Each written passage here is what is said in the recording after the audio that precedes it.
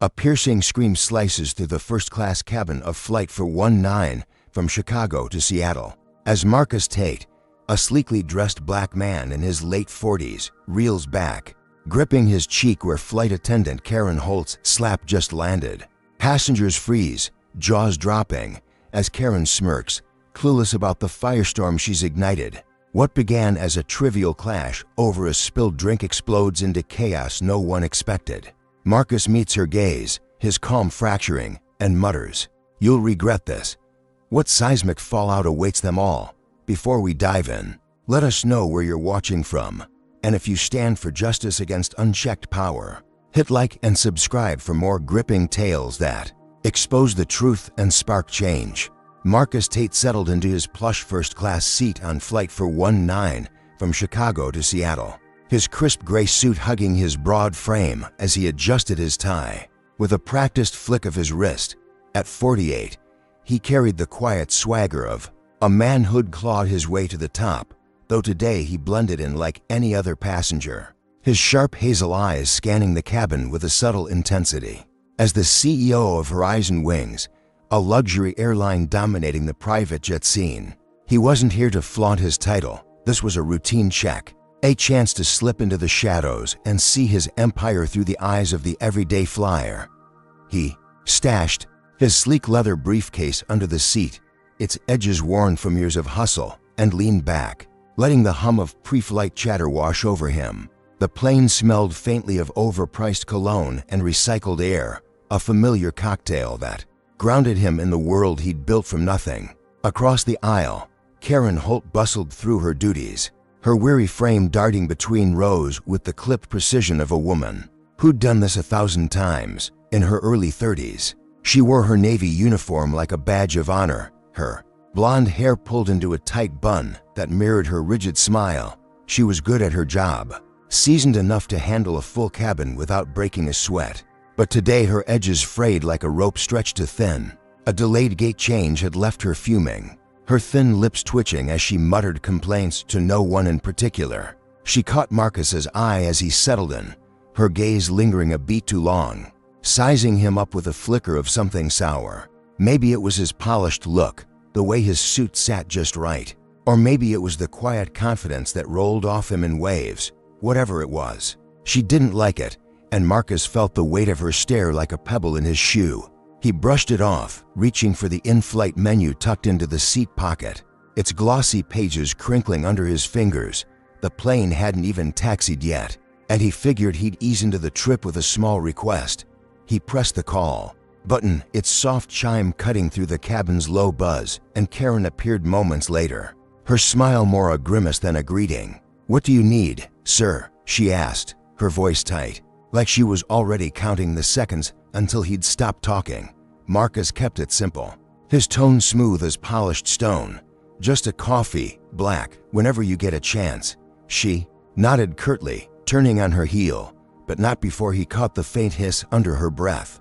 A venomous little jab, figures he'd want it black. The words hit him like a slap before her hand ever did, a casual slice of prejudice she didn't even bother to hide. Marcus froze, his fingers tightening around the menu until the edges bent. He wasn't new to this, not by a long shot, but the sting never dulled. He leaned forward, keeping his voice low but firm, the kind of calm that carried a warning. "Excuse me, what was that?" Karen spun back, her pale cheeks flushing pink, caught off guard but not backing down. "Nothing, sir," she lied, her eyes narrowing into slits. "I'll get your coffee." She stalked off, her heels clicking against the carpeted floor, leaving Marcus to simmer in the insult. He could have let it slide, could have chalked it up to a bad day, but something in her tone gnawed at him, a spark begging to catch fire. He waited, watching her weave through the aisle, her movements jerky, like a puppet on fraying strings. Minutes later, she returned, a steaming cup of coffee clutched in her hand. The plane jolted slightly as it began its roll toward the runway, and Marcus reached out to take the drink, his fingers brushing the saucer. That's when it happened. Karen's grip faltered, or maybe it didn't, and the cup tipped, sending a scalding stream of black liquid splashing across his lap. The heat seared through his slacks, a sharp bite that made him hiss through clenched teeth. But it was her reaction that burned hotter. "Oops," she said, her voice dripping with mock surprise, a smirk tugging at the corner of her mouth. "Guess. I slipped." Passengers nearby glanced over, some snickering behind their hands, others averting their eyes like they'd seen this script before.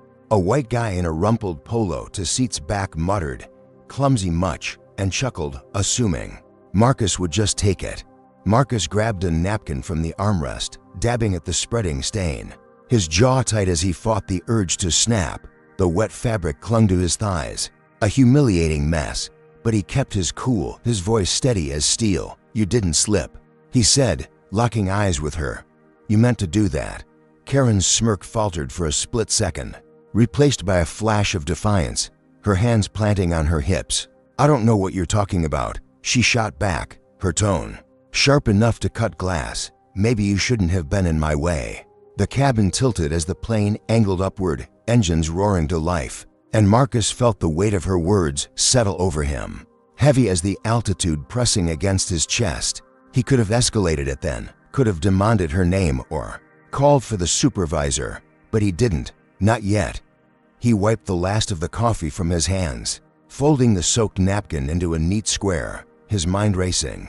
This wasn't just about a spilled drink anymore. It was about the venom behind it. The assumption that he didn't belong here, in this seat, on this plane. He'd built horizon wings to escape that kind of garbage, to carve out a space where respect wasn't a negotiation. And now here it was, staring him down in the form of a flight attendant who thought she could get away with it. He leaned back, forcing a slow breath, thinking he'd de-escalated the moment by staying silent. He was wrong. Karen hovered nearby, pretending to adjust a tray table, but her eyes kept flicking to him, daring him to push back. The plane leveled off, the seatbelt sign shimming off, and Marcus decided to test her one more time. He pressed the call button again, its ping slicing through the cabin's hum. She stormed over, her face a mask of barely contained irritation. "What now?" she snapped, dropping all pretense of politeness. Marcus held up the damp napkin, his voice even. "I'd like a replacement for the coffee you spilled." Her jaw tightened, a muscle twitching in her cheek, and for a moment, he thought she'd just walk away. Instead, she leaned in close, her breath hot against his ear as she hissed, "You're pushing your luck, buddy." That was the match to the gasoline. Marcus straightened, his calm cracking just enough to let the fire peek through. "I'm not your buddy," he said, each word deliberate, "and I'd like you to do your job." The air between them thickened, electric with unspoken venom. Passengers shifted uncomfortably, sensing the brewing storm, but no one spoke up. Karen's hand twitched at her side, her nails digging into her palm, and Marcus saw it coming, a heartbeat. Too late. Her palm swung fast, a sharp crack splitting the silence as it connected with his cheek, the sting blooming hot and instant across his skin. His head snapped to the side, his hand flying to the spot where her fingers had left a faint red imprint, and the cabin erupted into gasps and whispers. She stepped back, her chest heaving, a triumphant glint in her eyes as if she'd just won something. Marcus stared at her, his pulse hammering in his ears, the humiliation warring with the rage bubbling under his ribs. He'd kept his cool, played it smart, and still she'd crossed a line he hadn't expected her to touch. The coffee stain on his lap felt trivial now, a footnote to the raw, unfiltered prejudice she'd just unleashed. He rubbed his cheek, his voice dropping to a dangerous whisper. "You have no idea what you just started." Karen smirked again, oblivious to the depth of her mistake, turning away like she'd already dismissed him. But Marcus knew this was only the beginning, a spark that would ignite a blaze she couldn't outrun. The sharp crack of Karen Holt's slap still hung in the air of Flight for 19's first-class cabin. A jagged wound in the hum of the plane's engines as Marcus Tate sat rigid, his cheek throbbing with a heat that rivaled the coffee stain soaking his gray slacks. His hazel eyes, usually steady as a hawk's, flashed with a storm he barely contained, his fingers brushing the tender spot where her palm had landed.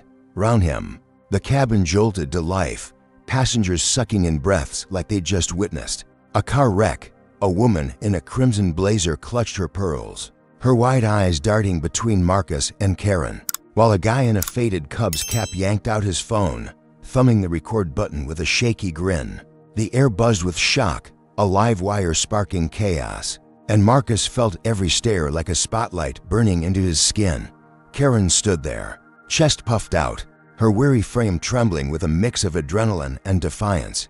Her blonde bun had loosened a strand dangling over her flushed face, but that smirk, oh, that smirk stayed glued on. A badge of victory she wore like she'd just tamed a wild animal. "You don't belong in first class," she barked, her voice slicing through the murmurs, loud enough to make a kid 3 rows back flinch. The words weren't just an insult. They were a declaration, a line drawn in the sand with Marcus on the wrong side. Passengers shifted, some nodding faintly, others whispering behind cupped hands, their assumptions aligning with her venom faster than Marcus could blink. He opened his mouth to fire back, but before he could, Tom, a lanky flight attendant with a nervous twitch, stumbled over, his hands flapping like a bird caught in a net. "Karen, cool it," he muttered, grabbing her elbow, but she jerked free, shoving him so hard he nearly tripped into a tray table. Marcus watched the scene unfold, his pulse hammering a war drum in his chest. He'd dealt with bigots before, built her eyes and wings to rise above them, but this was a sucker punch he hadn't braced for. Karen's shove sent Tom reeling, and she spun back to Marcus, pointing a trembling finger. "He started it," she snapped, her lie so bold it almost sounded convincing. The guy with the phone zoomed in, his lens catching every twitch of her face, while the woman in the blazer gasped, "That's not true." But her voice drowned in the rising tide of whispers, the cabin splitting into spectators and silent judges. Marcus straightened, his jaw tight as he reached into his jacket pocket, pulling out his platinum boarding pass, its edges glinting under the overhead lights. "Check my ticket," he said, his voice low but cutting, a blade wrapped in velvet. He held it out, expecting the truth to slap her back.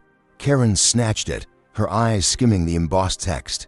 But instead of faltering, she scoffed, a harsh bark of a laugh escaping her lips. "This, probably fake," she sneered, tossing it onto his lap like it was trash. The pass fluttered, landing crooked on the coffee-stained fabric, and Marcus's stomach twisted. Fake? He'd designed those passes himself, poured years into, making her eyes and wings a name that meant something. He clenched his fists, nails digging into his palms, thinking he'd won this round by staying cool, by letting the evidence speak. But Karen didn't flinch.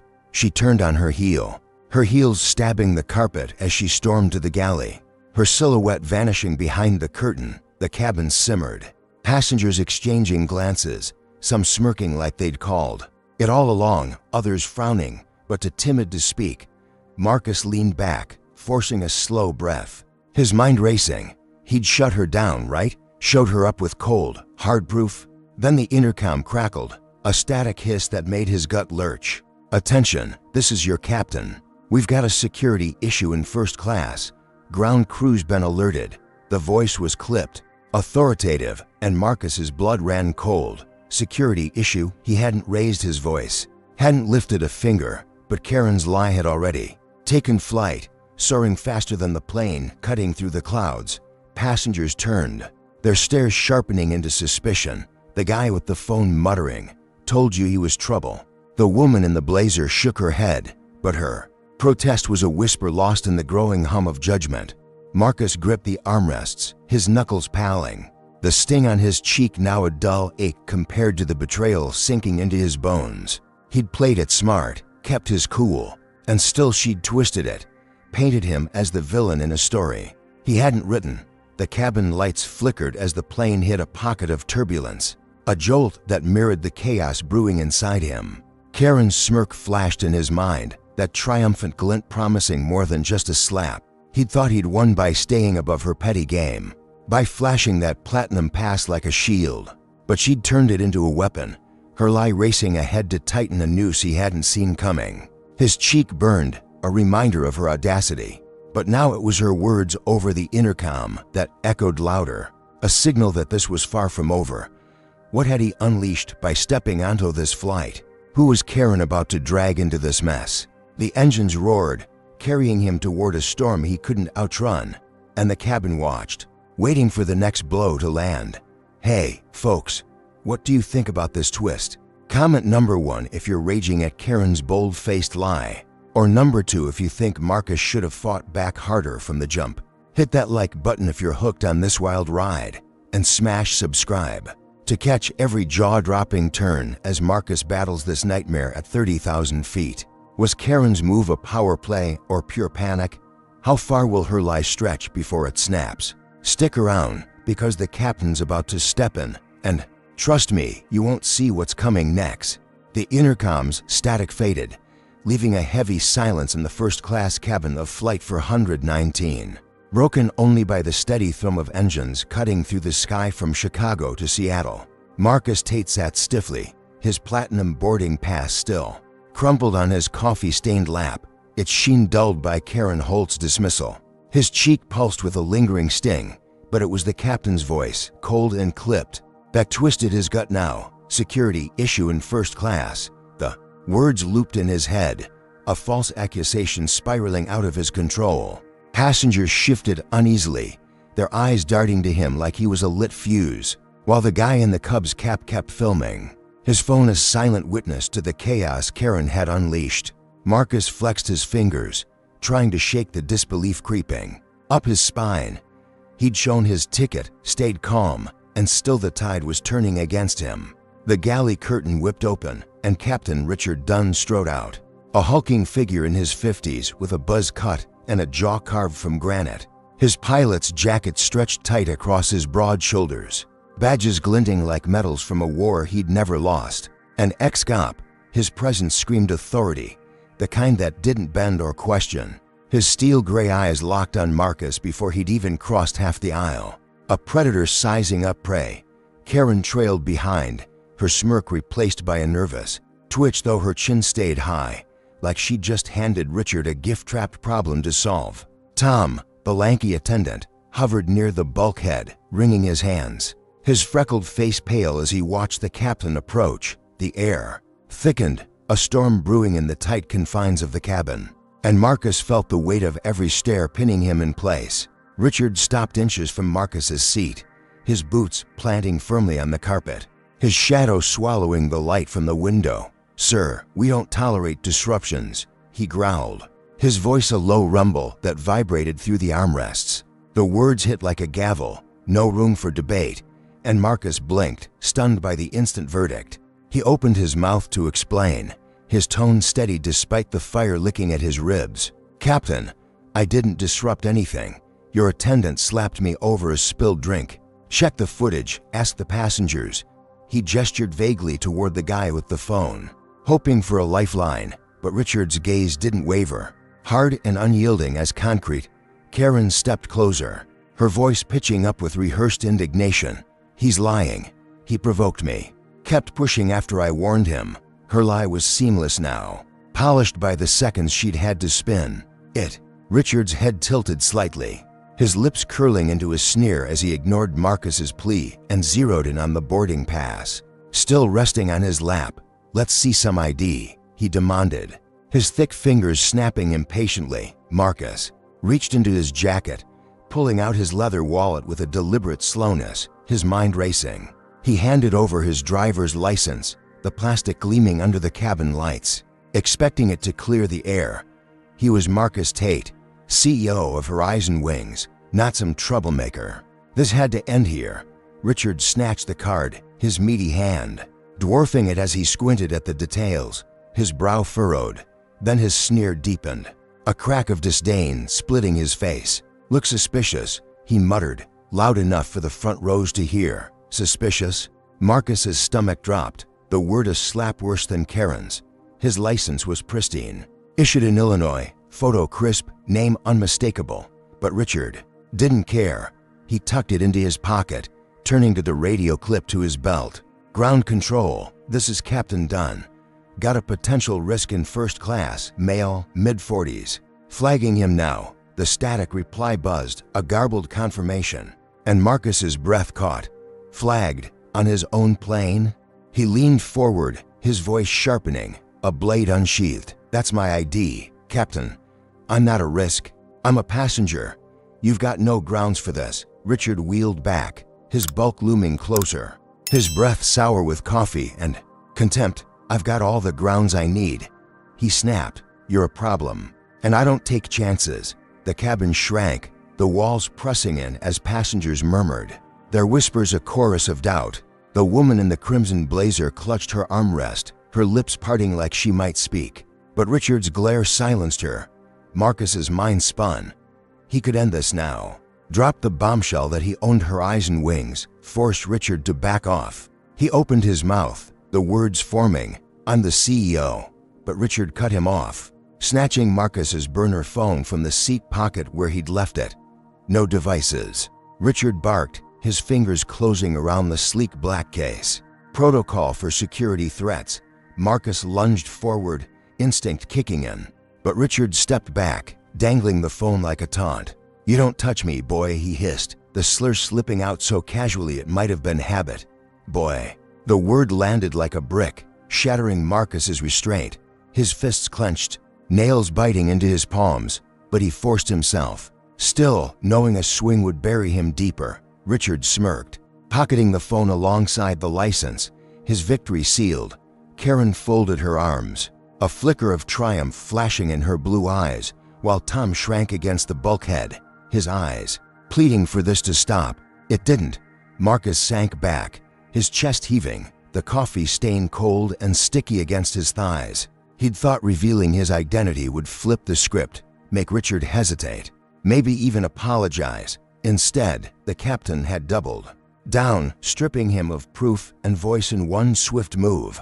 The cabin watched, a jury already swayed. The guy in the Cubs cap zooming in on Marcus's defeat. The woman in the blazer looked away, her hands trembling, while a kid in a hoodie muttered, "Should have stayed quiet." Systemic bias wasn't new to Marcus. He'd faced it in boardrooms and backstreets, but this was a vice tightening around him at 30,000 feet, with no escape hatch. Richard turned to Karen, his voice low but audible. "Keep an eye on him. We're not done." She nodded, her smirk creeping back, a predator scenting blood. The plane hummed on, slicing through clouds, but Marcus felt like he was sinking, the altitude a cruel irony to his freefall. His cheek ached, a dull echo of Karen's slap.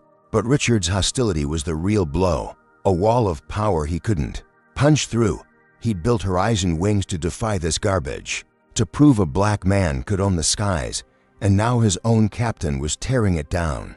Brick by brick, the license in Richard's pocket, the phone in his grip, they were lifelines snipped, leaving Marcus exposed, a target painted on his back. He'd thought he'd won by keeping his head, by playing the game their way, but the rules had shifted. Rigged against him from the jump, Richard's radio crackled again, a faint voice from ground control confirming the flag, and Marcus's gut twisted tighter. What had Karen whispered to set this off? How far would Richard take it before the truth clawed its way out?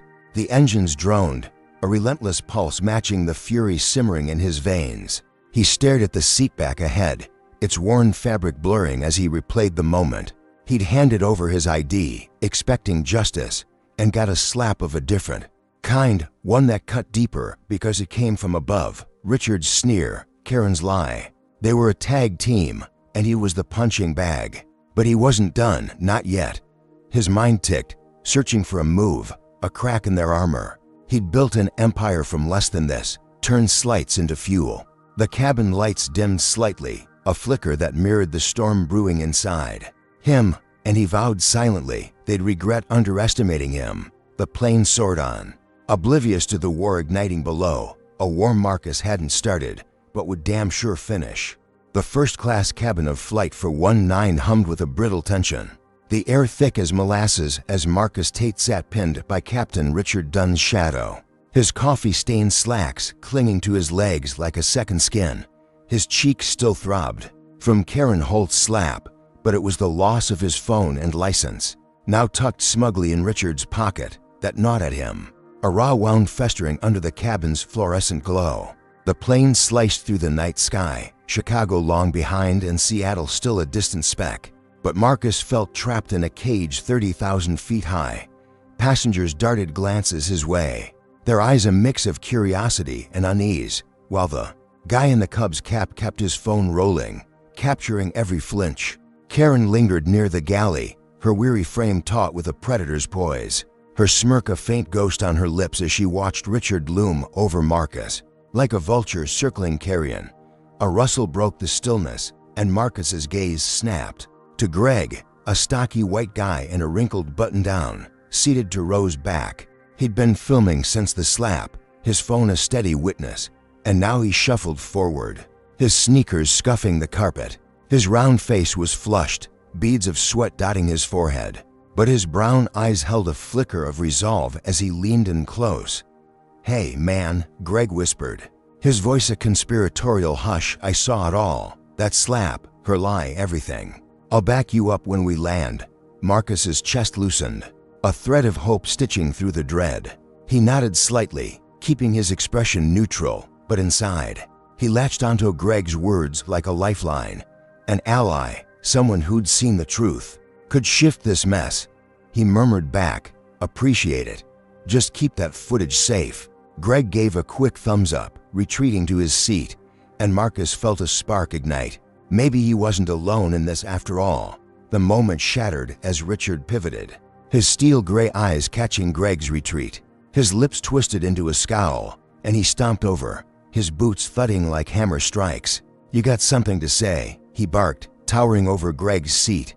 Greg shrank, his shoulders hunching, his phone slipping to his lap, and no, just stretching.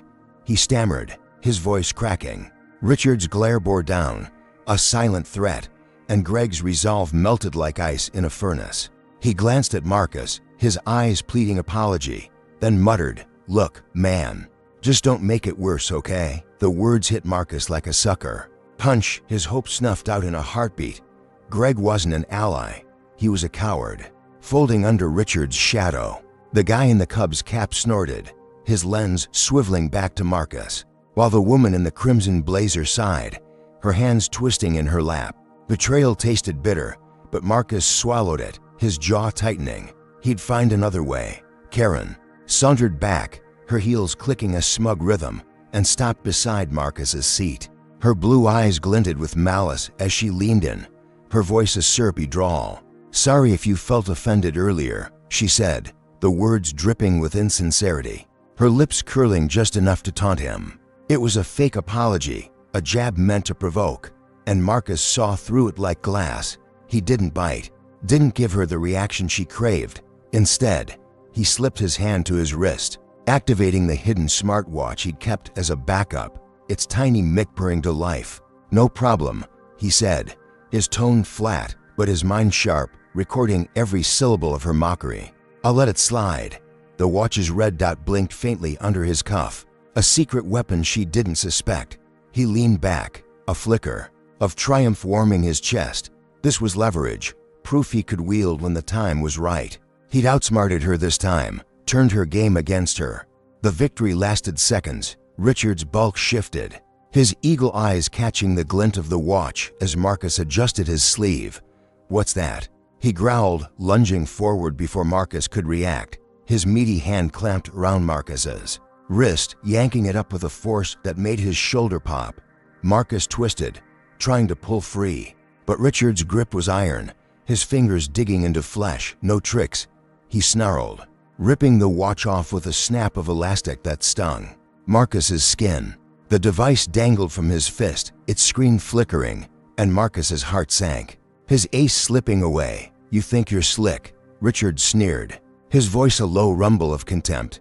He raised the watch high, then slammed it down onto the tray table, the crack of metal on plastic echoing like a gunshot. The screen shattered, jagged lines spidering across it, and Richard tossed the wreckage onto Marcus's lap, a pile of broken hope next to the crumpled boarding pass. Marcus stared at the wreckage, his breath shallow, the sting on his wrist a dull echo of the slap. The cabin spun, passengers gasping, the guy in the Cubs cap zooming in on the debris. Karen folded her arms, her smirk blooming into a full grin, while Tom flinched near the galley, his hands fluttering uselessly. The woman in the crimson blazer whispered, "That's too far," but her voice was a feather against the storm. Richard loomed closer, his breath hot and sour as he leaned in. "You're done playing games." He hissed, the word boy unspoken but heavy in his tone. Marcus's fists balled, his nails carving crescents into his palms, but he held. Still, knowing a fight would only bury him deeper. The watch was gone, his evidence smashed, and Greg's betrayal stung sharper now. A double blow that left him reeling. He'd thought he'd won, thought the recording would tip the scales, expose Karen's venom and Richard's bias. Instead, he'd lost more ground. His clever move crushed under Richard's boot. The cabin watched. A jury of strangers already swayed, their whispers a chorus of doubt. The guy in the hoodie muttered, "He's just making it worse," while the kid 3 rows back stared, wide-eyed, like this was some twisted in-flight movie. Marcus's chest burned, the coffee stain a cold reminder of how this started. Now dwarfed by the wreckage of his plan, Richard stepped back, pocketing his radio, his sneer a promise of more to come. Karen's eyes danced with triumph, her lie, growing legs, and Marcus felt the walls closing in, the altitude a cruel cage he couldn't break. The plane droned on, its engines a steady roar that mocked his silence. He'd built her eyes and wings to defy this, to rise above the slurs and the sneers. And now his own crew was tearing it apart, piece by piece. Greg's cowardice, Richard's violence. They were a tag team of betrayal, and he was the punching bag. Stripped of proof and allies in one brutal swoop, the smartwatch's shards glinted on his lap, a graveyard of his fleeting victory, and he brushed them aside, his mind ticking. He'd lost this round, but he wasn't out. Not yet. Richard's radio crackled faintly, a hint of ground control's response, and Marcus's gut tightened.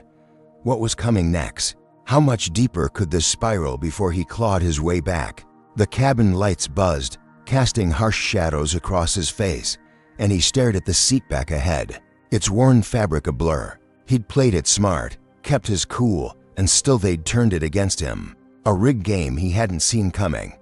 But he'd faced worse, turned scraps into empires. The sting on his wrist, the ache in his cheek, they were fuel now, simmering. Under his skin, Richard and Karen thought they'd won, thought they'd broken him. They were wrong. The plane soared on, oblivious to the war raging below. A war Marcus would fight with every ounce of grit he had left. The first-class cabin of Flight 419 trembled faintly, a ripple of turbulence mirroring the chaos churning inside Marcus Tate as he sat, his wrists still raw from Captain Richard Dunn's grip, the shattered remnants of his smartwatch scattered across his lap like fallen soldiers. The coffee stain on his gray slacks had dried into a stiff, dark patch, a humiliating badge of Karen Holt's first strike, but it was the loss of his phone, his license, and now his recording that clawed at him, stripping him bare at 30,000 feet. The plane's engines droned a relentless hymn, carrying them from Chicago towards Seattle, but Marcus felt like he was plummeting, the altitude a mocking contrast to his sinking reality. Passengers stared, their eyes glinting with suspicion, the guy in the Cubs cap still filming, his phone a relentless eye, while Greg slumped in his seat, head down, his betrayal a silent wound festering between them. Richard loomed near the galley, his broad frame a wall of authority, his radio clutched in one meaty hand as he muttered into it, his voice a low growl lost to the cabin's hum.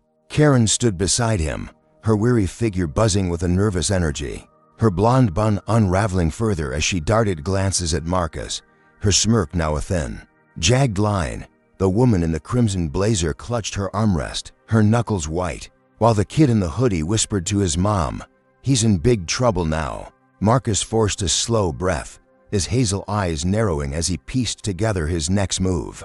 He'd lost his evidence, his ally, but he wasn't defenseless. Tucked in his sock, a slim burner phone pressed against his ankle, a last-ditch lifeline.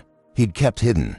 He shifted subtly, feeling its weight, a flicker of hope sparking in his chest. The radio crackled, sharp and sudden, cutting through the cabin's tension like a knife. "Flight 419, this is Seattle Ground Control," a tinny voice announced, loud enough for the front rows to hear.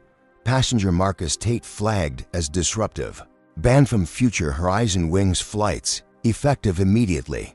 The words slammed into Marcus like a freight train, his breath catching as the cabin erupted in whispers. Banned?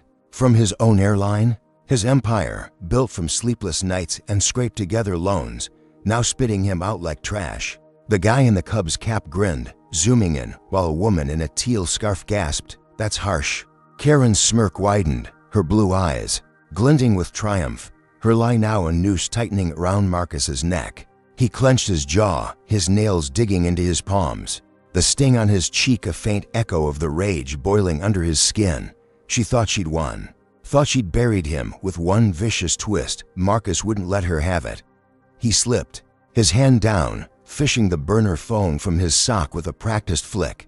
Keeping it low beneath the tray table, his fingers danced across the screen, texting Lena, his coup, a woman who'd stood by him since the early days when Horizon was just a dream scribbled on napkins. "Karen's framed me. Ground controls banned me from HW. Fix this," he typed, hitting send with a thumb that trembled only slightly. The message zipped off, a silent arrow piercing the chaos, and Marcus leaned back, his pulse steadying. Lena was a pit bull in a pantsuit. She'd tear through this mess. A reply pinged seconds later on it. "Calling legal now." Relief washed over him, cool and fleeting, a lifeline in the storm. He'd turned the tide, hadn't he? Gotten ahead of Karen's game? The radio crackled again, and Richard snatched it up, his gruff voice barking a response Marcus couldn't catch. The captain's face hardened, his steel-gray eyes flicking to Marcus with a glint of menace, and then the intercom flared to life, Richard's voice booming through the cabin. "This is your captain. We've got an update. FBI's been alerted. Possible threat on board. Stay seated, stay calm." The cabin froze, a collective gasp sucking the air dry. FBI. Marcus's stomach plummeted, the burner phone slipping in his sweaty grip. A threat. Karen's lie had metastasized, leaping from a petty dispute to a federal manhunt in minutes. Passengers recoiled, the woman in the crimson blazer shrinking into her seat, while the guy in the hoodie yelped, "He's a terrorist." The guy in the Cubs cap swung his phone, capturing the panic, his grin replaced by wide-eyed shock. Marcus stared at Richard, his mind racing, the pieces snapping into place. Karen hadn't just flagged him, she'd painted him as dangerous. A black man in first class, suddenly a national security risk. His text to Lena felt like a pebble against a tidal wave now, his victory evaporating before it could take root. Richard stomped over, his boots thudding, and leaned in close, his breath hot and sour. "You're done, Tate," he snarled, his voice a low rumble of contempt. "Feds'll sort you out when we land." Karen hovered behind, her smirk a full-blown grin, her hands clasped like she'd just won the lottery. Marcus gripped the armrests, his knuckles paling, the burner phone hidden beneath his thigh. He'd thought Lena's intervention would stop this, thought he'd outmaneuvered them.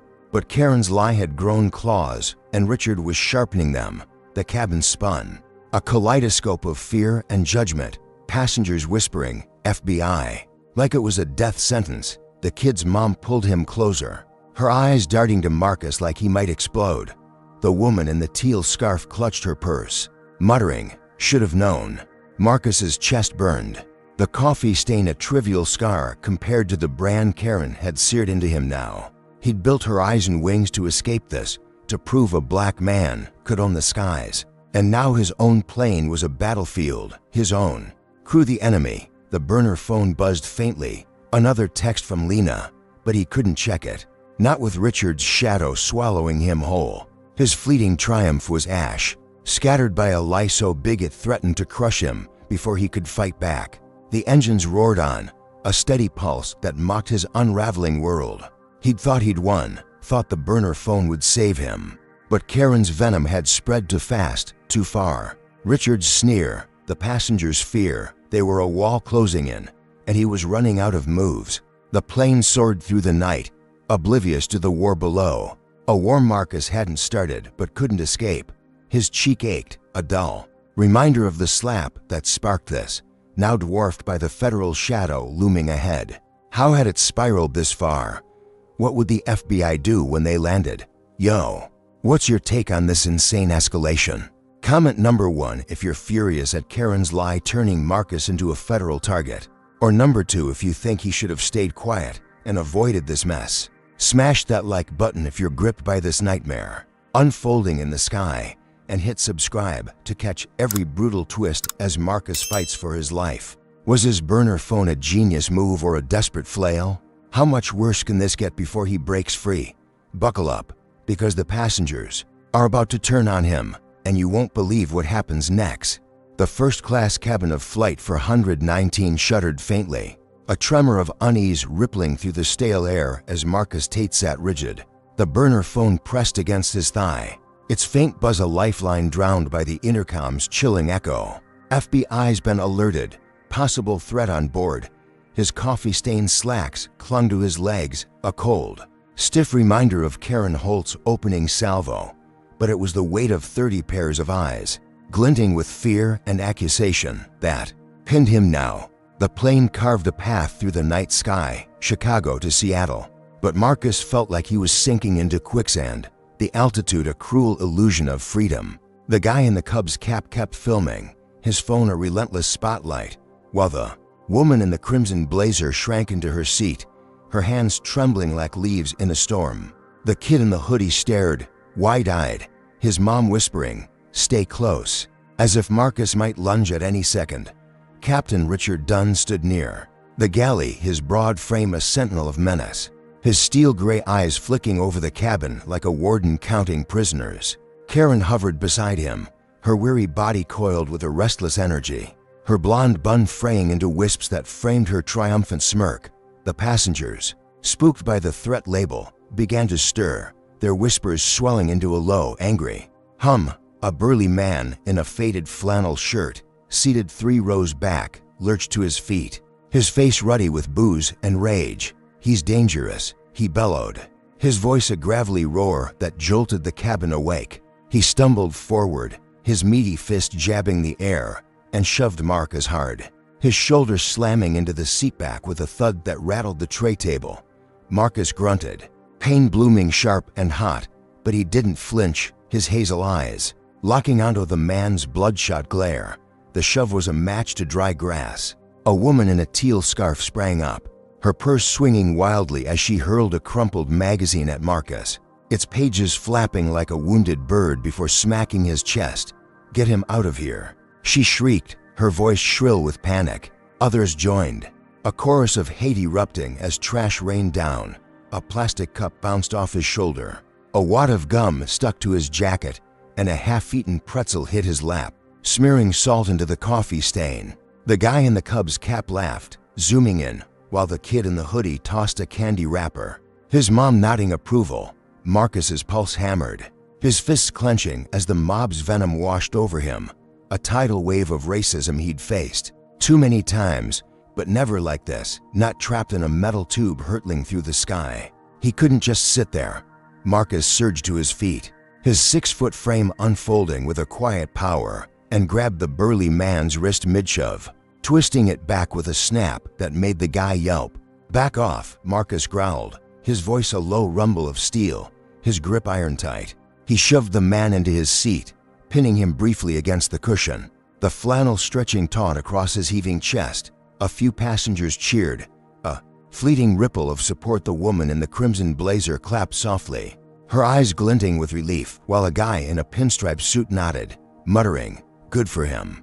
Marcus stood tall, his breath steadying, the burner phone still hidden beneath his thigh. He'd fought back, shut them down, taken control. The mob hesitated, their fury stalling, and he thought he'd won, thought he'd turned the tide with one bold move. Then Karen struck. She darted from the galley, her heels clicking a frantic beat, a silver canister gleaming in her hand. "Enough," she screamed, her voice piercing the chaos. And before Marcus could react, she thrust the pepper spray forward, blasting a stinging cloud straight into his face. The burn hit like wildfire, a searing agony that clawed at his eyes, nose, and throat, doubling him over in a choking gasp. Tears streamed down his cheeks, his vision blurring into a red haze as he stumbled back, his hands flailing for balance. The cabin erupted again, passengers shouting, "Get him!" As the spray's acrid stench filled the air, Marcus coughed, his lungs seizing, the taste of chemicals bitter on his tongue, and crashed into his seat, the world spinning around him.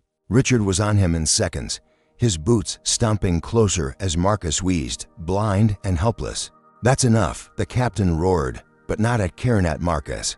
His meaty hands yanked Marcus upright, wrenching his arms behind his back with a force that popped his shoulders. Cold metal bit into his wrists as Richard snapped handcuffs on, the click of death knell echoing in Marcus's ears.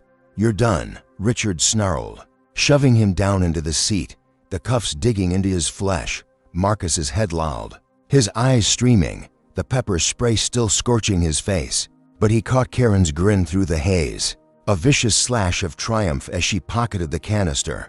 The mob cheered her, the burly man pumping a fist, the woman in the teal scarf clapping like she'd just seen justice served. The victory he'd tasted was gone, snatched away by Karen's savage escalation. His chest heaved, each breath a ragged fight against the burn, the cuffs of ice pinning him to defeat. The guy in the Cubs cap zoomed in on his crumpled form, the lens drinking in his misery, while the kid in the hoodie whispered, "Told you he was bad." The woman in the crimson blazer looked away, her hands trembling, her fleeting support drowned by the mob's hate. Marcus's mind reeled, the burner phone still under his thigh. Useless now as his strength ebbed. He'd fought back, pinned the guy, thought he'd reclaim some ground. But Karen's cruelty and Richard's force had buried him deeper. A one-two punch that left him gasping. The plane droned on, its engines a steady hum that mocked his collapse. He'd built her eyes and wings to rise above this, to prove a black man could command respect. And now his own passengers were a lynch mob, his crew their ringleaders. The cuffs cut into his wrists, the pepper spray lingered in his lungs, and the coffee stain felt like a child's scribble compared to the scars this night was carving. Richard stepped back, his sneer a promise of more, while Karen folded her arms, her grin a blade twisting in his gut. The mob settled, their fury sated for now, but Marcus knew this wasn't the end. His cheek burned, a faint echo of the slap that started it, now lost in the storm of hate raining down. How had he misjudged them so badly? What could he do, cuffed and blinded, to claw his way back? The cabin lights flickered, casting jagged shadows across his blurred vision, and he slumped against the seat, his breath shallow. He'd thought he'd won, thought his fight would shift the tide, but they'd turned it against him. A rigged game he couldn't outrun. The burner phone buzzed faintly, a lifeline he couldn't reach, and his mind ticked, searching for a crack in their armor. He'd faced worse, turned slights into empires, but this was a beast he hadn't tamed. The plane soared through the night, oblivious to the war below, a war Marcus was losing, round by brutal round, but he wasn't broken, not yet. The cuffs, the spray, the mob, they were fuel now, simmering in his veins, waiting for the spark to ignite. The first-class cabin of Flight for 19 vibrated with a low, steady hum, the engines slicing through the night sky from Chicago to Seattle. But Marcus Tate felt none of its momentum. His wrists chafed raw by the handcuffs biting into his flesh, his eyes still stung from Karen Holt's pepper spray, a dull burn that blurred the edges of his vision, while the coffee stain on his gray slacks clung like a badge of shame, now joined by the salty grit of pretzel crumbs from the mob's assault. His throat rasped with each breath, the chemical tang lingering, and the burner phone pressed against his thigh buzzed faintly, a lifeline he couldn't reach with his hands bound. Passengers settled into an uneasy quiet, their hate sated for. Now, the guy in the Cubs cap lowering his phone, though his lens still flicked to Marcus intermittently.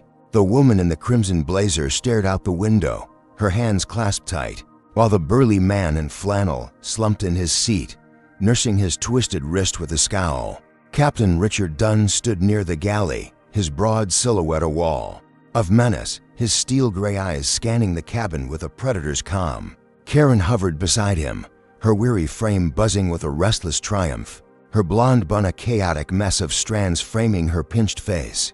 Marcus slumped against the seat back, his head throbbing, the cuffs a constant ache as he fought to steady his mind. The FBI threat loomed like a guillotine, Karen's life spinning out of control. But the burner phone's buzz kept him anchored. Lena, his coup, was out there, a bulldog in the fight, and he clung to that, a ember glowing in the dark. The plane droned on, its altitude a cruel mockery of his confinement, and he waited, Counting the seconds for her to pull him out of this abyss, the burner buzzed again, a sharp pulse against his leg, and Marcus shifted, his cuffed hands useless.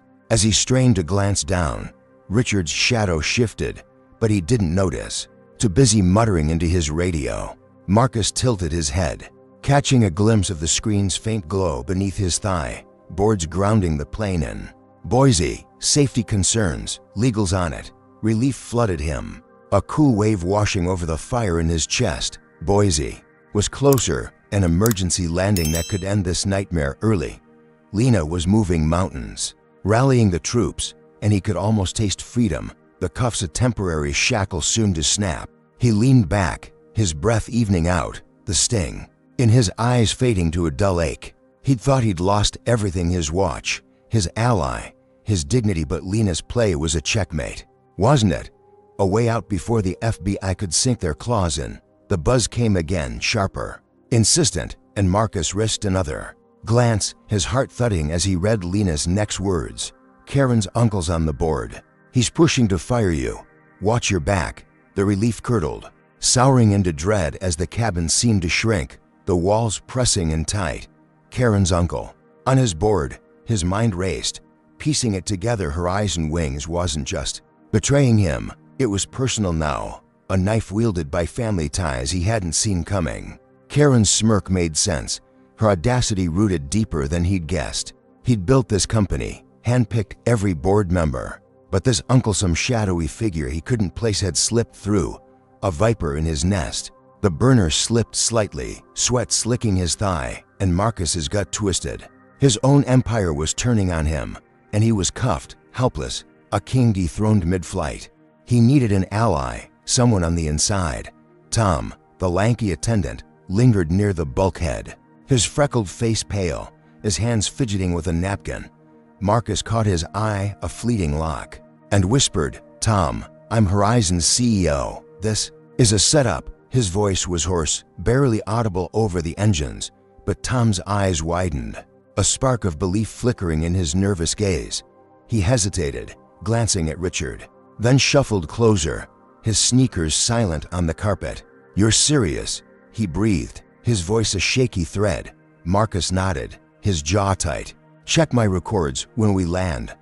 "Help me now." Tom swallowed hard, then knelt swiftly, his fingers fumbling with the cuff's lock. The click was soft, a secret snap, and Marcus's wrists sprang free, blood rushing back with a pins and needles sting.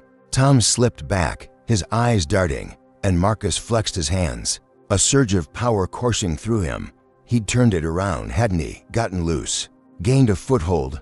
Richard's roar shattered the moment. "What the hell?" he bellowed, his bulk charging forward as he spotted Marcus's freed hands. The captain's fist swung, a battering ram of knuckles that caught Marcus's shoulder, sending him crashing back into the seat with a grunt. The burner phone skittered across the floor, its screen flashing Lena's text before Richard's boot. Stomped down, cracking it into a web of glass and plastic. "You're done," Richard snarled, his face inches from Marcus's, his breath hot with fury. "No more games, Tate." Karen rushed over, her heels stabbing the carpet, her smirk morphing into a gleeful cackle as she saw the wreckage. "Told you he's trouble," she chirped, her voice a venomous sing-song. The passengers stirred, the burly man muttering, "Should've kept him locked," while the woman in the teal scarf nodded, her purse clutched tight. Marcus's shoulder throbbed, a deep bruise blooming under his jacket. But it was the loss of the burner that gutted him, his last link to Lena crushed under Richard's heel. He'd thought he'd won, thought Tom's move would shift the balance, give him room to breathe. Instead, Richard's violence and Karen's glee buried him deeper, her uncle's shadow looming larger now, a puppet master pulling strings from the boardroom. The cuffs were off, but he was more trapped than ever, his brief triumph snatched by a captain who saw him as less than human. The guy in the Cubs cap zoomed in on the broken phone, the woman in the crimson blazer whispering, "This is wrong," but her voice was a wisp against the storm. Tom shrank back, his hands trembling, his betrayal unintentional but damning. The plane tilted slightly, descending toward Boise, its engines a steady hum that mocked Marcus's unraveling world. He'd built her eyes and wings to defy this, to rise above the hate, and now his own board was a battlefield. Karen's kin a dagger in his back. The coffee stain, the pepper spray, the mob, they were nothing compared to this corporate sabotage. A blow that cut to his core. Richard stepped back, his sneer a promise of more, while Karen's cackle rang in his ears, a sound he'd never unhear. The passengers watched, their judgment a heavy shroud, and Marcus slumped, his wrists free but his spirit caged. How had he missed this? What could he do, broken and betrayed, to reclaim his throne?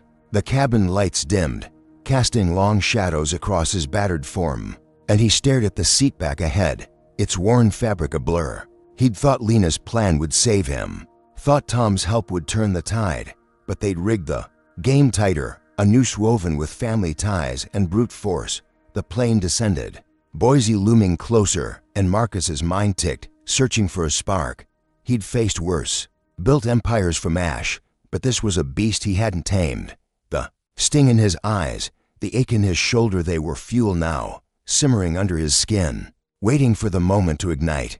The first-class cabin of Flight 419 tilted sharply, its descent into Boise a jagged drop that matched the turmoil churning inside Marcus Tate.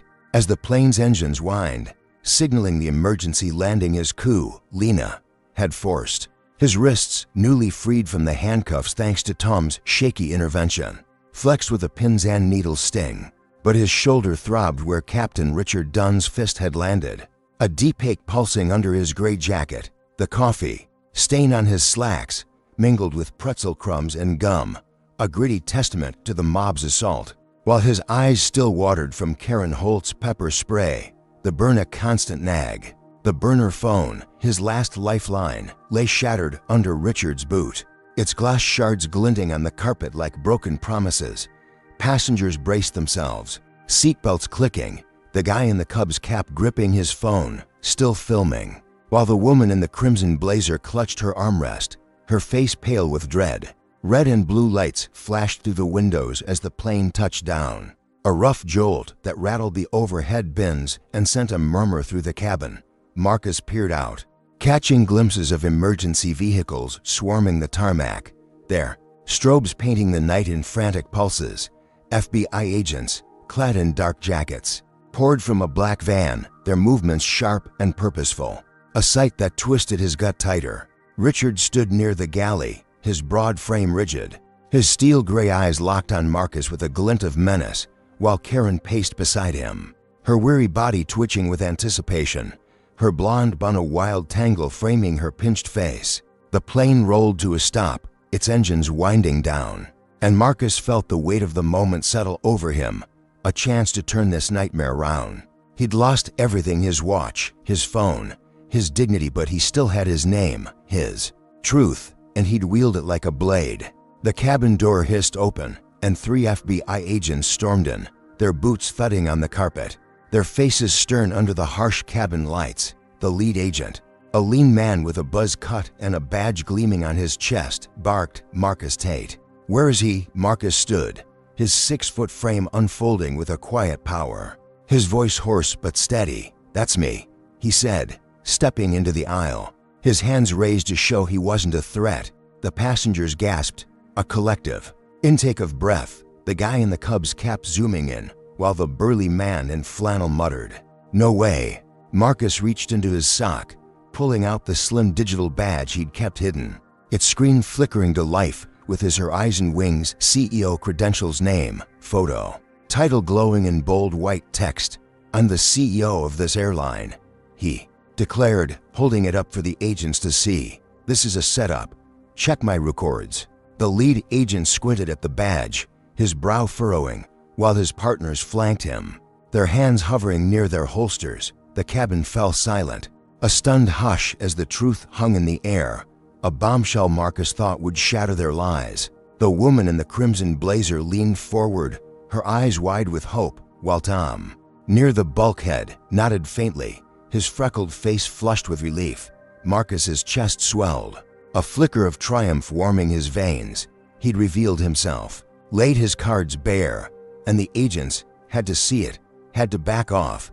This was his plane, his empire, And he'd take it back, wouldn't he? The lead agent hesitated, his radio crackling as he muttered into it, confirming ID, and Marcus braced for the shift, the moment they'd unravel Karen's web.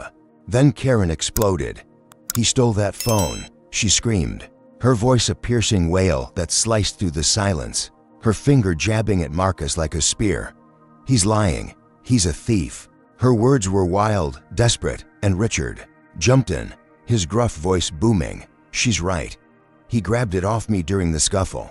The lie was seamless, a tag team assault, and the passengers erupted, their doubt reigniting like a brush fire. The burly man shouted, "Check him," while the woman in the teal scarf yelled, "Don't trust him." The lead agent's face hardened, his moment of pause vanishing as he nodded to his partners.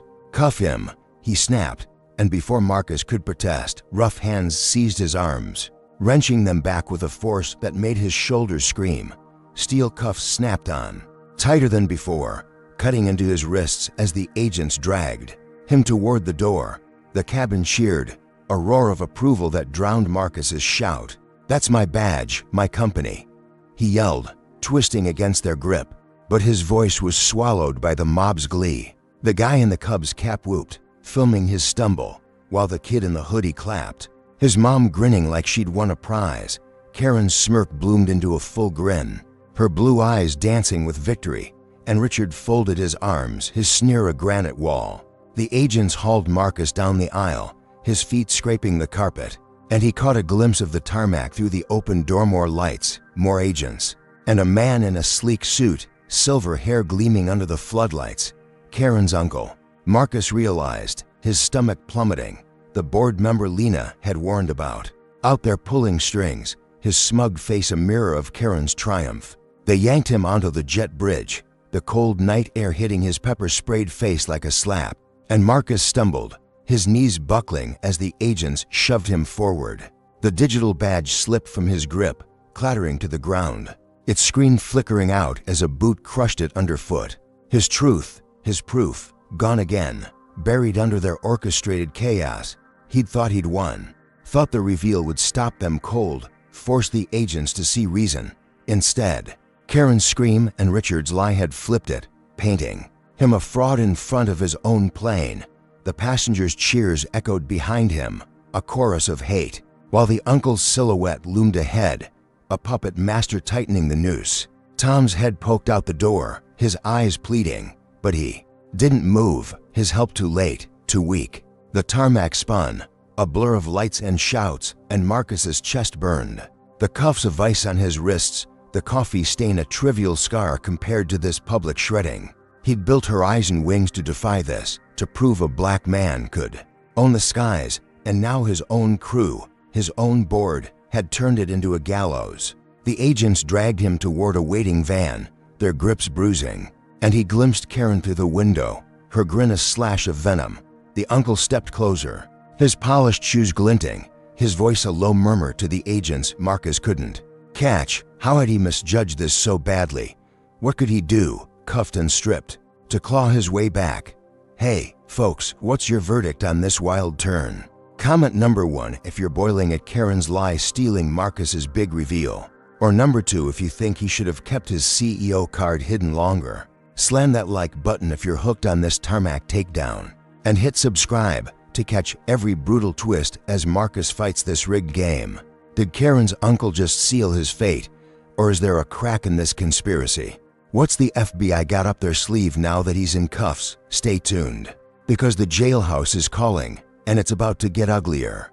The Boise tarmac faded into a cold blur as Marcus Tate was shoved into the back of an FBI van, its steel walls slamming shut with a clang that echoed in his skull. His wrists ached under the tight cuffs, the metal cutting into his skin, while his shoulder throbbed from Captain Richard Dunn's earlier blow, a dull pulse beneath his gray jacket. The coffee stain on his slacks mingled with pretzel crumbs and gum, a gritty residue of the mob's hate, and his eyes still burned from Karen Holt's pepper spray. The sting a persistent claw at his senses. The van lurched forward, tires screeching, and Marcus slumped against the bench, the agent's voices a muffled hum through the partition.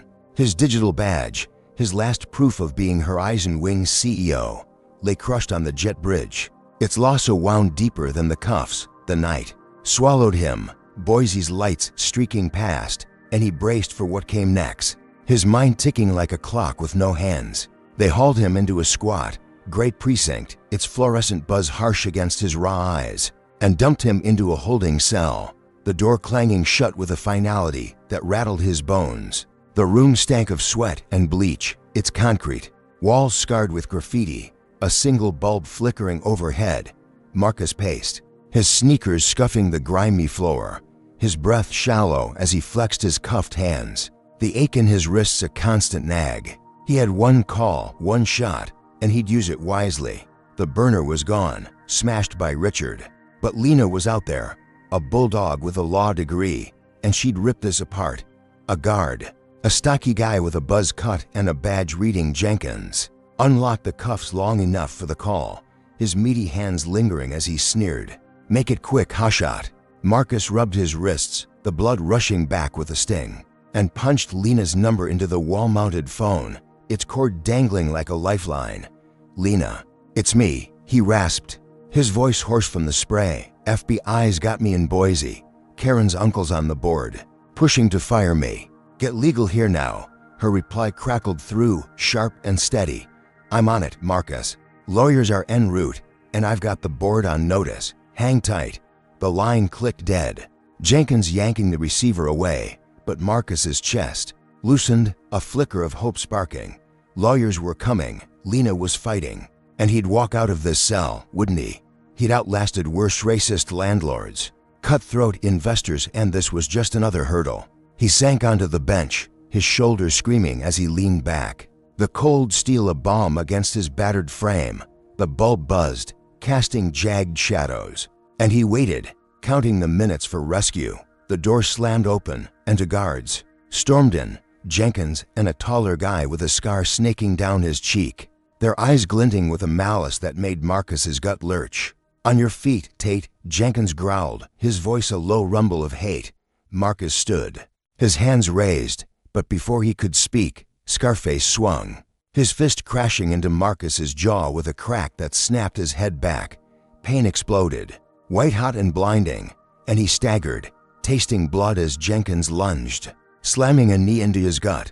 The air whooshed out of him, his knees buckling, and he hit the floor, the concrete biting his palms. "Rich black boy thinks he's untouchable," Scarface spat, his boot driving into Marcus's ribs, a sickening crunch echoing as agony flared. Jenkins grabbed his hair, yanking his head up, and snarled, "You don't belong up there, owning planes. Know your place." Marcus coughed, blood flecking his lips, his vision swimming as the blows rained down, fists to his face, boots to his sides, a relentless storm of racial fury. He'd faced beatings before, kids in the old neighborhood, cops with itchy triggers, but this was a furnace, a hate so raw it burned through him. He fought back, swinging a wild fist that caught Jenkins in the nose, a wet snap sending the guard reeling with a howl. "You bastard!" Jenkins roared, blood streaming down his chin, but Marcus rolled, snatching a pen from the bench, its hidden chem blinking to life. He jabbed the record button, his hands shaking, capturing their snarls, their slurs, a desperate bid for proof. He'd win this, wouldn't he? Get it to Lena, expose them all. Scarface spotted it, his scarred face twisting with rage. "What's that?" he bellowed, lunging forward and ripping the pen from Marcus's grip, its plastic cracking as he hurled it against the wall. The cam snapped, shards skittering across the floor, and Jenkins stomped it, grinding the pieces under his boot with a grin. "No evidence for you, boy," he sneered, kicking Marcus again, the blow landing square on his chest, knocking the breath out of him. Marcus crumpled, his ribs screaming, blood pooling in his mouth, his victory shredded before it could take root. The door creaked, and a new shadow loomed, Karen's uncle, the silver-haired suit from the tarmac, his polished shoes glinting as he stepped in, his face a mask of smug calm. "You're finished, Tate," he said, his voice smooth as oil, a predator's purr. "Horizon's mine now." Marcus's head spun, the uncle's presence a gut punch worse than the boots. He'd thought Lena's lawyers would save him, thought the pen cam would turn the tide, but this was a conspiracy coiled tighter than the cuffs he'd shed. The guards stepped back, wiping blood from their knuckles, while the uncle loomed, his suit pristine against the cell's filth, the passengers' cheers, Karen's lies, Richard's fists. They were all threads in this man's web, a boardroom. Coup dressed up as justice. Marcus's chest heaved, each breath a dagger in his ribs. The coffee stain a child's scribble compared to the scars this night carved. He'd built her eyes and wings to defy this, to rise above the hate, and now it was a weapon turned against him, wielded by a man who'd waited in the shadows. The bulb flickered, casting the uncle's face in stark relief, his eyes cold and unyielding. Marcus slumped against the wall, blood dripping onto the concrete, his mind racing despite the pain. He'd thought he'd won, thought the call to Lena would pull him out, but the guard's brutality and the uncle's grin buried him deeper, a blow that dwarfed all before it. The cell stank, a mix of his blood and their sweat, and he stared at the pen's wreckage, his last hope ground to dust. How had he missed this snake on his board? What could he do? Beaten and broken, to strike back. The night pressed in, the precinct to tomb, and Marcus's breath rasped, a fighter's rhythm against the silence. He'd faced worse, turned slights into empires, but this was a beast he hadn't tamed. The uncle's shoes clicked as he turned to leave, a promise of more in his stride, while the guards smirked, their fists still curled. The coffee stain, the spray, the mob, they were nothing next to this. A personal vendetta that cut to his core. Marcus's eyes narrowed, blood crusting on his lips, and he vowed silently they'd pay. The bulb buzzed, a faint pulse in the dark, and he waited, a spark simmering in his veins, unbroken despite the storm. The Boise precinct cell was a cold, stinking tomb, its concrete walls slick with damp as Marcus Tate slumped against them, his body a map of pain from the guard's beating, ribs cracked, jaw swollen, blood crusting on his split lip. His gray jacket hung torn at the shoulder where Captain Richard Dunn had struck, and the coffee stain on his slacks mingled with dirt and blood, a gritty testament to the night's brutality. His eyes, still raw from Karen Holt's pepper spray, blinked against the flickering bulb overhead, its buzz a cruel metronome to his shallow breaths. The pen cam's wreckage lay scattered on the floor, his last proof smashed by the guards, while Karen's uncle's words, "You're finished," Tate echoed in his skull, a death knell from a boardroom traitor. The precinct hummed faintly. Beyond the bars, a distant pulse of life, but Marcus was a ghost here, caged and battered, waiting for Lena to pull him out. A key rattled in the lock, and the door swung open, revealing a harried lawyer in a rumpled suit, his tie askew, his briefcase clutched like a shield. "Marcus, it's me, Paul," he said, his voice a lifeline cutting through the haze. "Lena sent me. You're out, public pressure's too hot."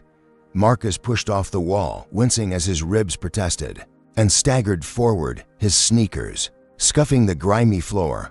Paul steadied him, his grip firm but gentle, and whispered, "She leaked the slap video. It's viral.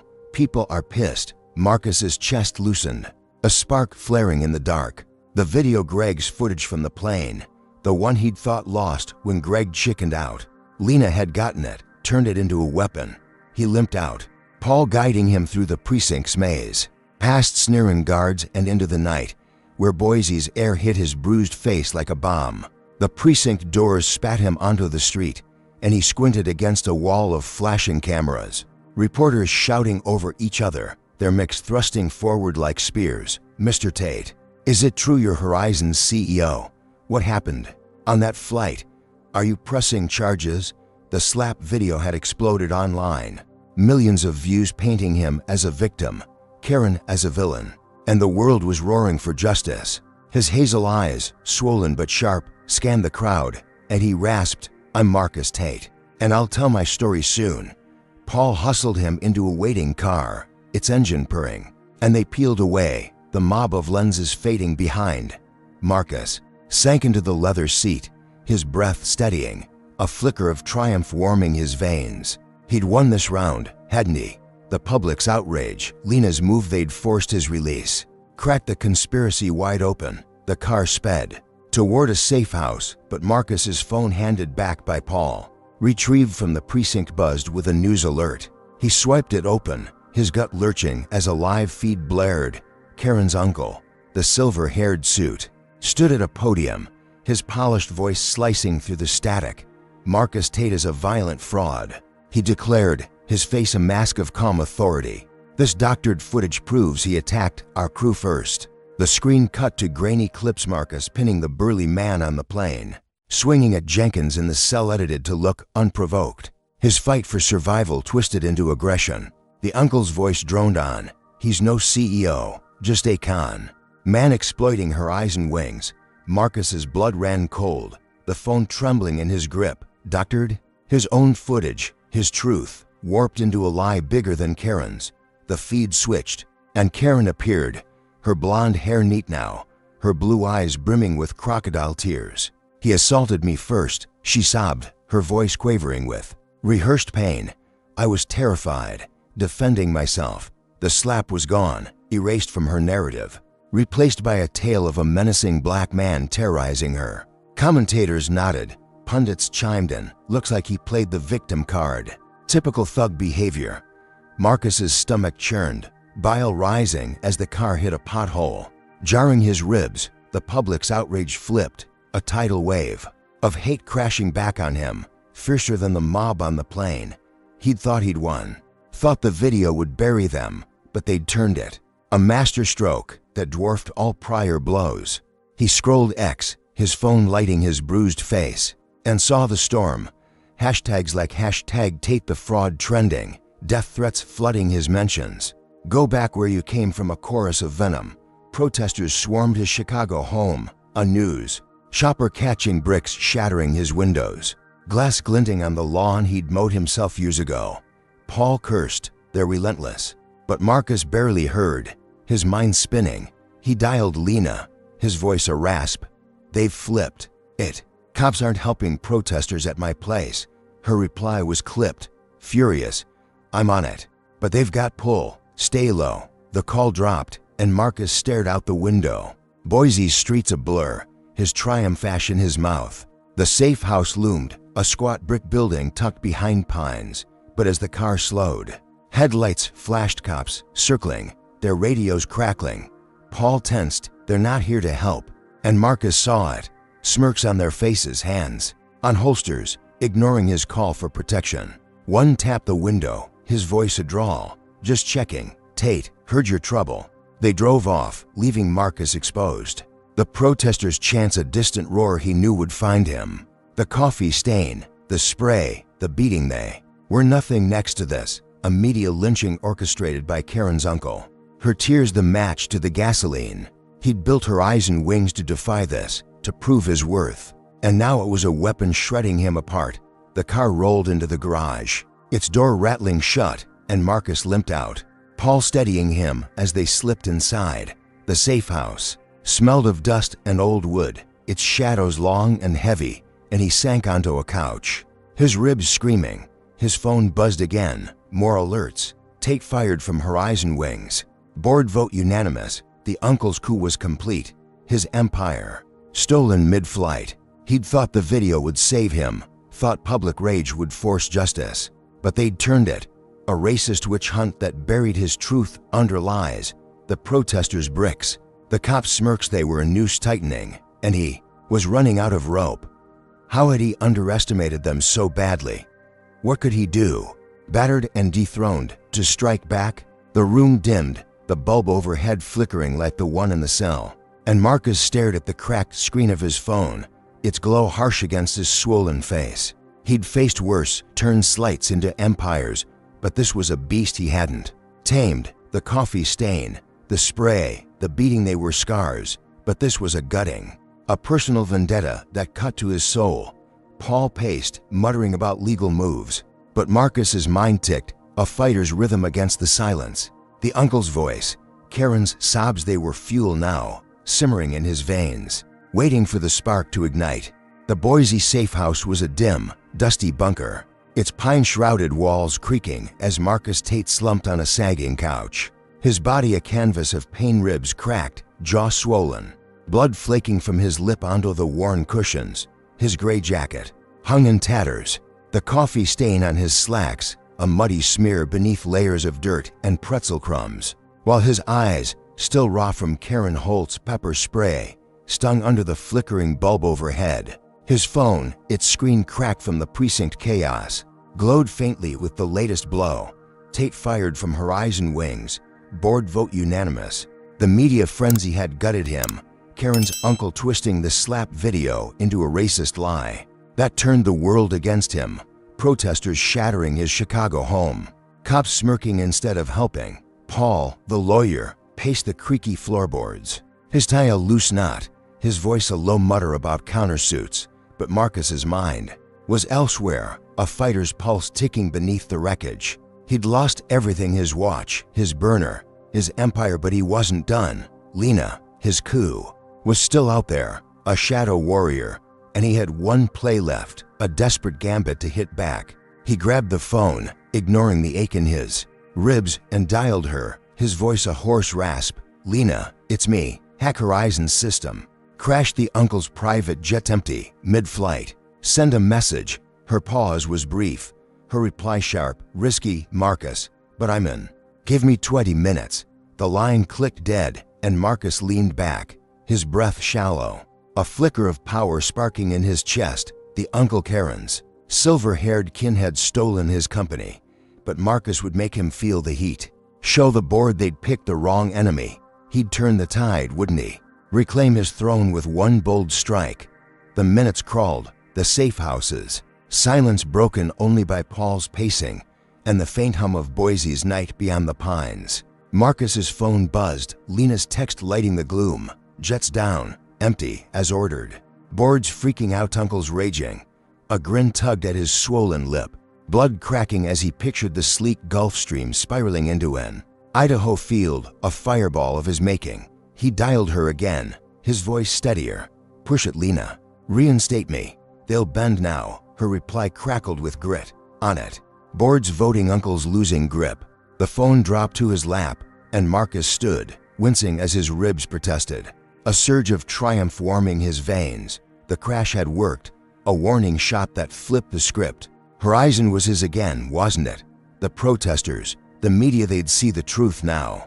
The TV in the corner flared to life, Paul flipping channels as breaking news blared. Horizon Wings jet crashes in Idaho, no casualties. Board reinstates CEO Marcus Tate amid chaos.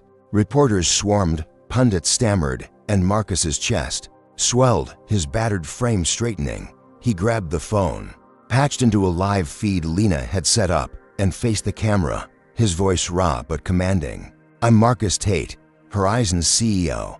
What you've seen, Karen's slap, the lies, it's racism. Pure and simple. Passengers filmed it, not me. Here's the proof." He streamed raw footage from the plane clips the guy in the Cubs cap had posted before the uncle's spin, showing Karen's slap, the mob's hate, Richard's cuffs. The world watched, X lighting up with gasps, apologies, rage against the uncle's coup. Marcus leaned into the lens, his hazel eyes fierce. "I built this company to rise above hate. I'm back, and they'll pay." He cut the feed, his breath heaving, thinking he'd won, reclaimed his empire with truth and fire. Then the safe house door crashed open, wood splintering as Karen stormed in. Her weary frame a blur of fury, a sleek pistol gleaming in her trembling hand. "You'll pay," she screamed, her voice a banshee wail that froze Marcus mid-breath.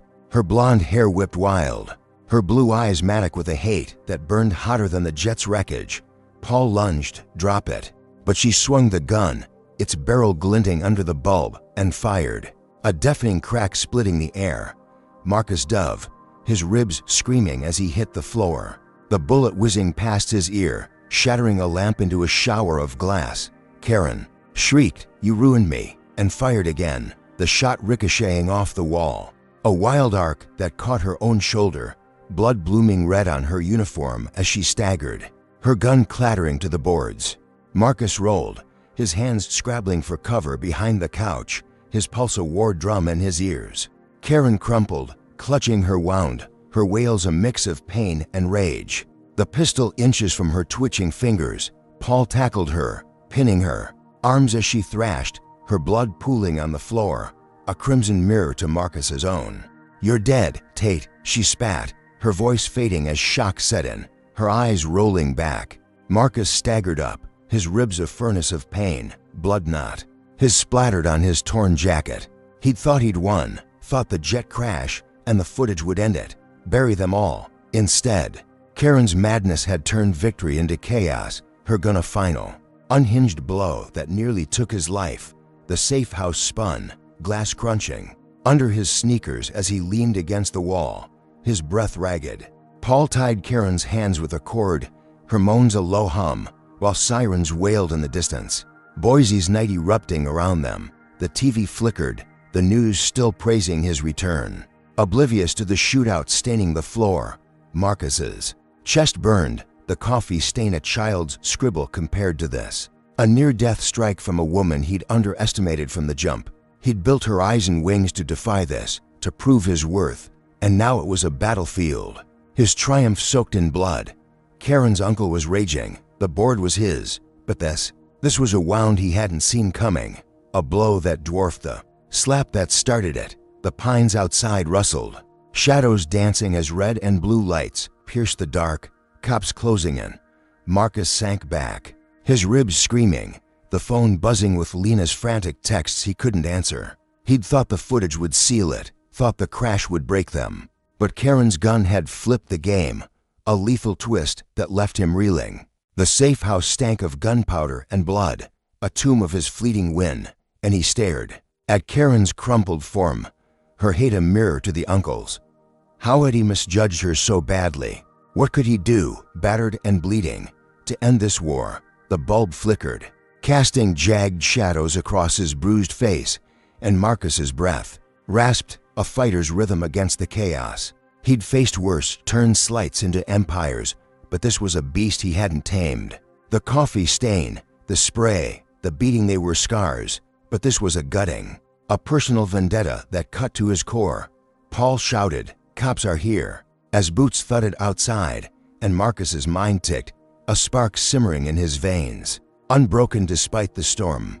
The Boise safe house was a war zone of shattered glass and blood, its pine-shrouded walls trembling as Marcus Tate leaned against them, his cracked ribs searing with each ragged breath, his gray jacket soaked with Karen Holt's blood from her. Ricochet wound.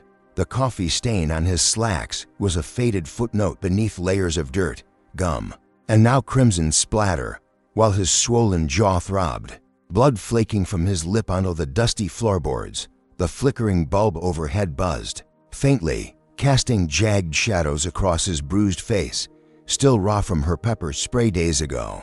Karen lay crumpled near the couch, her weary frame limp, her blonde hair matted with sweat and blood, her pistol kicked aside by Paul, the lawyer, who knelt over her, his hands trembling as he tied her wrists with a lamp cord. Sirens wailed closer, red and blue lights piercing the night through the cracked windows, and the TV droned on, its newsfeed still touting Marcus's her eyes and wings reinstatement. Oblivious to the shootout that had nearly ended him, Marcus staggered to his feet, his sneakers crunching glass as he clutched his ribs, the pain a white-hot flare that nearly dropped him. Paul glanced up, his rumpled suit streaked with dust, his voice a shaky thread. "Cops are here, Marcus. She's alive barely." Marcus nodded, his hazel eyes narrowing as he limped to the window, peering out at the swarm of flashing cruisers, officers spilling onto the lawn with guns drawn. His phone buzzed on the couch, its cracked screen glowing with Lena's texts. Boards solid. Uncle's under investigation jet crash linked to him. A grin tugged at his busted lip, blood cracking as he straightened. The jet crash, his desperate play, had rattled them, but Karen's gun had been the wild card.